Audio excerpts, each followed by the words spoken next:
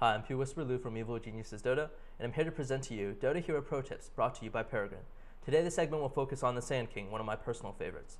The Sand King is usually the initiator in teamfights and in lane. In teamfights, the epicenter that it has gives massive damage in an AoE and also slows the enemies, making it ideal for setting up a huge battle. In lane, however, the Burrow Strike is the skill of choice, as it is an instant stun that stuns a bunch of enemies and hopefully sets up your lane mate for an AoE follow-up stun.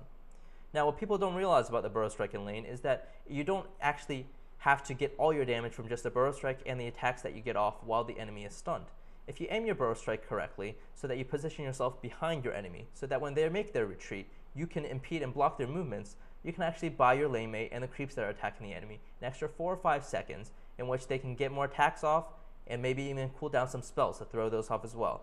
And maybe this will be the difference between getting a first blood and not. So let's go to the game now so I can show you this DotA pro tip.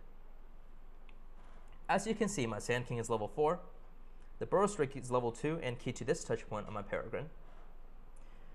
The Sandstorm is there for emergency purposes so I can go invisible and is key to this point on my touch point, my PEREGRINE.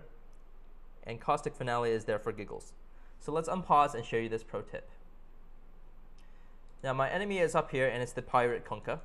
And as you see, as we approach each other and engage, I will stun not on it with my click, but I will stun behind it. So that I end up behind it, get my attack off, and when he gets unstunned, I will actually move in front of him and zigzag back and forth in front of him to prevent his movement. That will buy you an extra few seconds for your teammate to attack him, throw more attacks off, and for him to take more hits from whatever is attacking him. And maybe that'll be the difference for your first blood. For more DotA Pro tips and information on the PEREGRINE, please visit theperegrine.com.